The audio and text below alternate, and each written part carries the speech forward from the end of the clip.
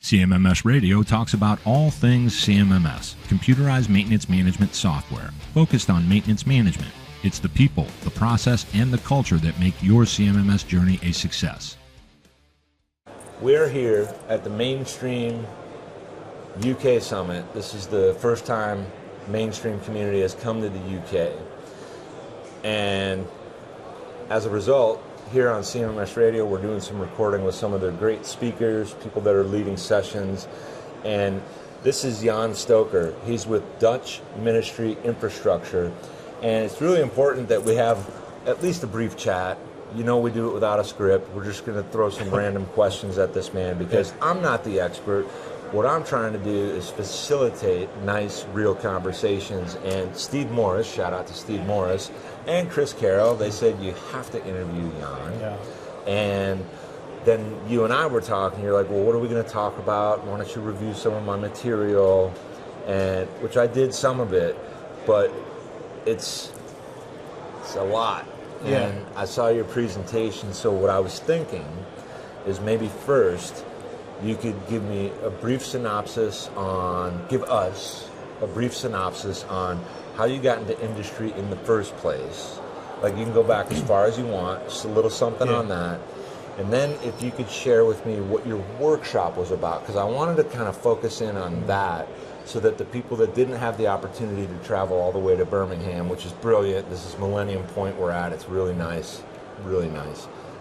I want to just give a taste of that as well. So first of all, welcome to CMMS Radio. Hi Greg, nice to meet you. Absolutely. And I was in Australia for the last 7 weeks, just over there. I was at the Mainstream as well. Nice. And but you've got two big questions. So where I came from, and start wherever you want. So now you're asking.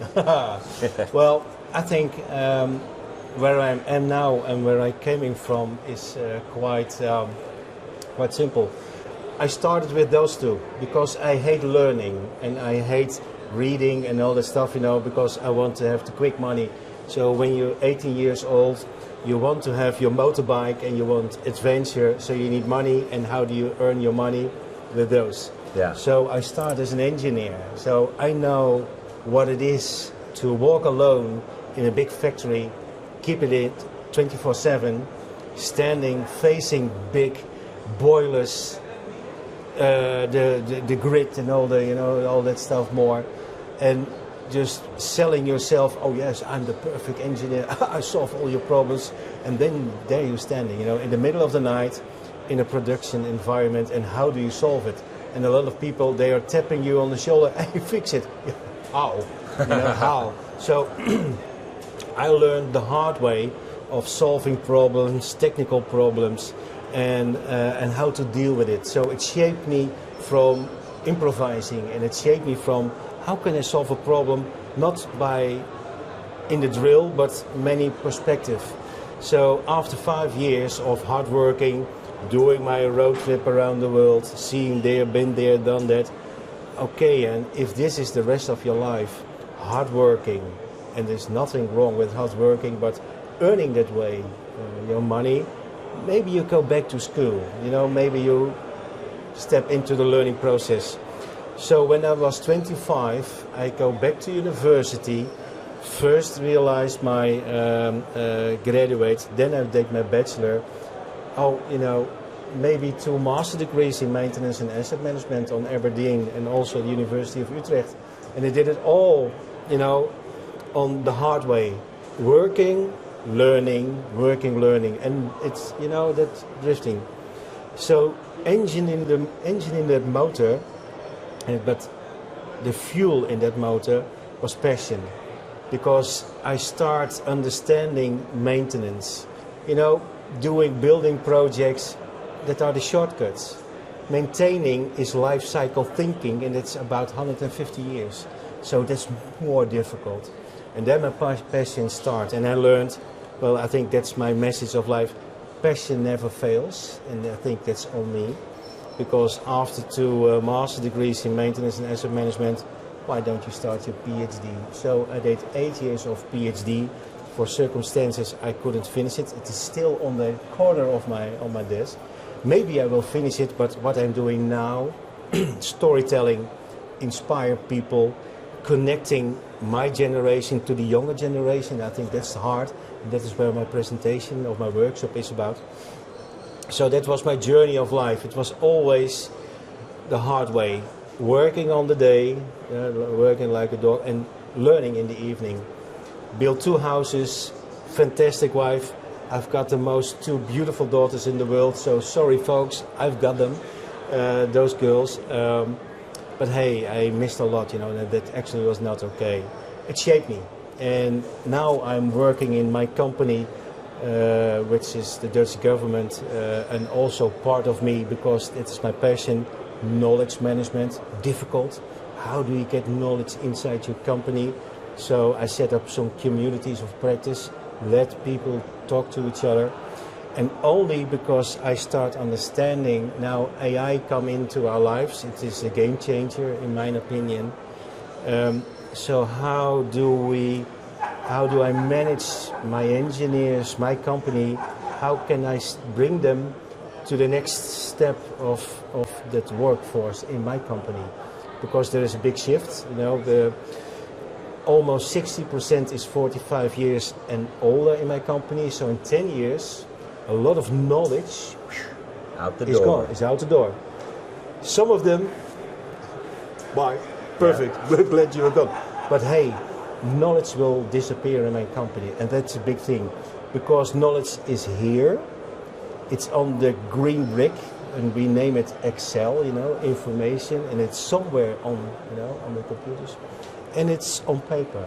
So I'm managing a knowledge program as well in my company. So how do we get that knowledge, not out of people, but how can we make it a swing between the generations? So how can I pass by that information to them? It's very difficult. It's very difficult. But it's fascinating to watch you and listen to you explain it, because we, and I talk about all people in the industry, talk about this concept of why the knowledge is important, because the progress of technology puts the knowledge at risk, because people start leaning too much on the technology and they lose the basic fundamentals that are age old. And within an organization now, we've created what I think is a catastrophic risk in how, with, say for example, and correct me if I'm wrong on any of this, but the idea that trades and hard work and understanding of engineering within the context of a plant, a manufacturing type environment, oil and gas, and on like this, if there's too many people that don't get into those fields, then the gap gets bigger and bigger. And within your organization specifically, if you have the younger men and women coming in to do these practices, but they don't understand what once was and how it actually started and why it matters in that context, they start here and they don't have this. That's also a gap. And then at the same time, we have 50, 55, 60 going off, and we haven't captured anything. And so what you're really saying, long-winded way, is you see the value and you try to capture and keep that knowledge to make it available in the different formats that they would accept it. Yeah. Is that kind of a... Yeah, that's kind of. and key is... sorry. And Greg, the key is, and I discovered it only for 1 year, is that, after 30 years of working in the field of maintenance, been there, done that, blah, blah. So I'm skilled in a lot of information and data, put it in an Excel, put some months of creating a while and put the reliability and all the stuff more. But the younger people came in, they opened just, and I've seen it, what was happening. So it takes me maybe 6, 7, 8 weeks to transform 1 terabyte of information in what kind of also into proper decision-making stuff, and they just do it in half an hour.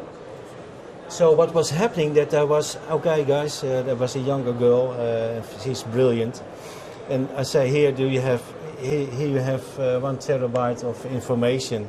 It takes me 1 month, so I see you in a few weeks. Oh, she said, moment, 30 minutes. 30 minutes. And I said, what? Yeah, 30 minutes more. Show me. And at that moment, other maintenance engineers, they are backing me. So the big Yan Stoker, that is his Yan Stoker. Because what I was seeing at that moment, she's got 3 screens. She opens Python, she opens AI, and she opens some other, isograph, RCM tools, and she just asking ChatGPT, okay, this is what I want. She just wrote a prompt, and they saw it for the first time, and it was in 2023, and it was really amazing.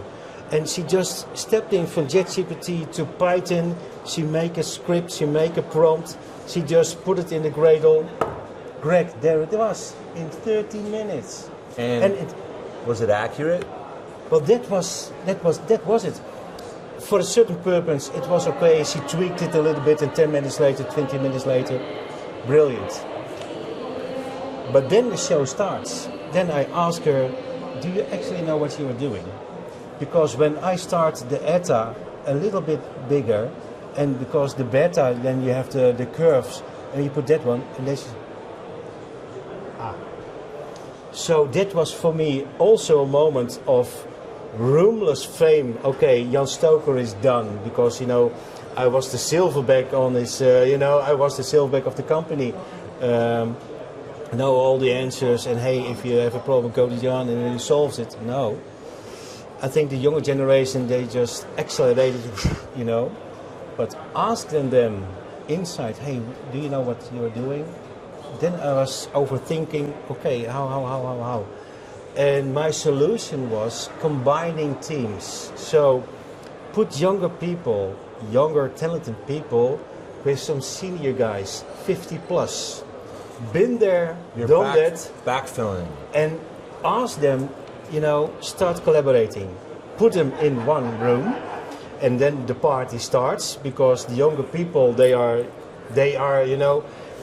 texting to each other Yeah. But the older guy, hey, sorry, I'm not today, not today. Talk to me.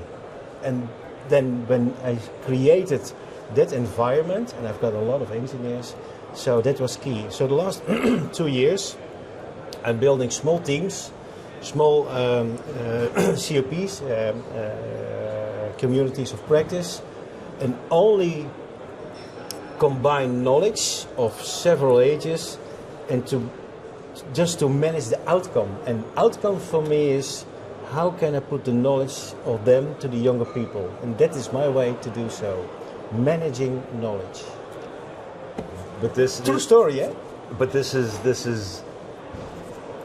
thing, right? That's there couldn't be a better way. There must be other ways, but it is. I learned it the hard way also. So it was very painful to notice that the younger people, they are just passing me. They make their products, they make their wearables, and they make their reliability outcomes just in a few hours, accurate, reliable, available, and with a lot of gaps of information. Me, I know a guy, he's a professor in Milan, and he's an Excel guru in Visual Basic. So I have to ask him, can you program for me so I can manage all that data? That takes me weeks. And if it comes back, it's full of, surprises on it. That is not what I wanted. Yeah. But they don't have that problem, because they just, So what you're saying is, okay, I see it now. I want to help her and all of them to be able to answer the question you asked, so they actually have that knowledge as well. Yeah. Because that makes them almost a hybrid and a newer version of what the practitioner can be. Yeah. And when I say like it couldn't be any better, it's the same as, to me, when we have an old cowboy or cowgirl that's a machine whisperer, and we have a young person coming in, and they're together around the machines, and they're, you know, maybe even the elder statesperson is going to learn some things from the young person because they're going to ask questions that they haven't had asked of them before, and that's going to be good. And then this person is getting some of that tribal knowledge that I think is critical, and that's why I'm like listening to the story, and not just virtue signaling, but like that is the way to do it. You get these people in the room together in this smaller group that can focus in on that work, and now you're using the new rapidly advancing technology with the new breed, if you will, I mean that in the nicest way, to take in that information that you don't want leaving, so that you're preserving, you're being a steward, a guardian of the knowledge of your organization, and that model transcends out, which is why it's important at a conference like this that people can participate in your workshop session to see this possibility and bring it home to their organization and say, we need to consider doing this because we're going to have the same issue, and there's an opportunity. Yeah, and finalizing this topic, two things are key. Take the elder generation to you, ask them, maybe demand them, be open for their way of thinking. They are faster, they have more answers that you will ever get, but it's not reliable. And then, on the other hand, go to the digital natives, you know, who are grown up with that one. Don't listen to your own wisdom. Don't listen to this one. Ask your senior, hey, is it okay what I'm doing? Double check, learn from each other, and then it starts swinging. And that is key. That is key. Keep the swing in your team on that point. And that's how we've gotten where we are anyway. Yeah. If you go back all the way, right? Like, I'm no historian, right? I'm not an archaeologist. I'm not an anthropologist, but those processes are what make us have so much potential as human beings. So now we're here at a maintenance and reliability conference that's supposed to be about community and conversation and problem solving, and tell me what you've been struggling with, tell me how you're winning, how you're succeeding, and that's the same thing. Yeah. And so we're going full circle on that. This is why I wanted to just ask what I sometimes think are basic elementary questions that have opportunities for you to infuse the intelligent perspective on it, and now that helps somebody. Now they're going to be like, well, how do I talk? Would you allow people to reach out to you just to talk about it? Yeah. Yeah? Yeah. Yeah. No, sorry, you're asking? Well, understand you? If someone hears our conversation and they wanted to speak to you. Oh yeah, no problem. Yeah? LinkedIn, always okay. Okay, good. Always good. okay. Because I know we're connected there too. Yeah. And what I'll do when we put the episode together is I'll remind people of that. And they've heard it here, so LinkedIn, because that's what we really want to do. We want to leave things in a better place and have ways to move forward. I mean, it's still all about the basics, but you're saying, let's use this technology and the way they work and think and learn, and let's put it together. Maybe I can complete on that one. I'm from several. I'm still in my PhD drill, by meaning every Sunday morning I'm an early bird, 4 o'clock, 5 o'clock. I'm always awake. And every Sunday morning I start with a coffee, shake my hands, my dogs, drink coffee, put my laptop on. Between 5 and 6 I'm always research good, Science Direct and all that stuff more. What are the latest papers and all that stuff. And there's always a topic And if there is none, there is always a standard, oh, let's dig in. Then from 6 till 8 o'clock, writing my article. And also put it on 5 other perspectives, because I manage also 9 LinkedIn company pages of the asset manager, the maintenance manager, Industry 5.0, maintenance engineer, and sustainable asset management. So I've got almost 9 of them. So what I'm always doing, write an article from my personal view, but then start, okay, what about an asset manager perspective? What would he think about it? So I write on that one. So almost every Sunday morning, I write 8 or 9 articles about a certain topic. You find them on my LinkedIn, company pages of my LinkedIn. You find them there. And I do it almost now for 10 years. So about 800 articles on every topic, as long it is about maintenance and asset management, and in particular maintenance engineering and reliability engineering. All right. Looking back and looking forward. So go to my LinkedIn pages. It's not about Yan Stoker, because it's my passion to share knowledge. It's for free, it's over there. Oh, and I've got 3 websites with all the conference articles. It's from everybody. Happy readings. Thank you. And this is why Mainstream UK Summit in particular, because that's where we're at right now, but this is why that community focus matters. Yeah. It's why people should come here, because they can learn and they can meet someone like you, and then they can find resources that can actually help them. Yan Stoker. Greg, thank you so much for being on CMMS Radio. You're welcome. Thank you for this interview. Oh, man. Fantastic. For me, it's a pleasure, and I want to do it again virtually on occasion, because I think there's things that can help people and get them thinking. This was brilliant. Thanks for being here with me on CMMS Radio. Thank you, Yan. Okay, fantastic.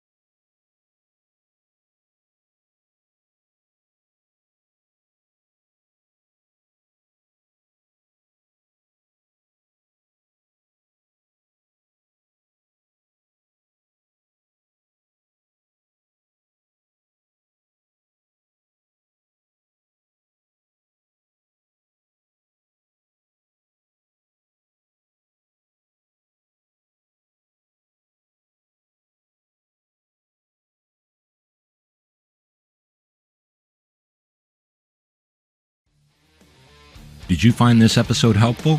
Please send us some feedback, suggest a topic, or ask a question. Reach out to CMMS Radio if you need a co-pilot on your CMMS project. Visit CMMSradio.com and use the What's on Your Mind link. Thank you for tuning in to CMMS Radio, your resource for all things CMMS, from selection to implementation, to help you make better choices, learn from industry experts, and have a successful CMMS journey.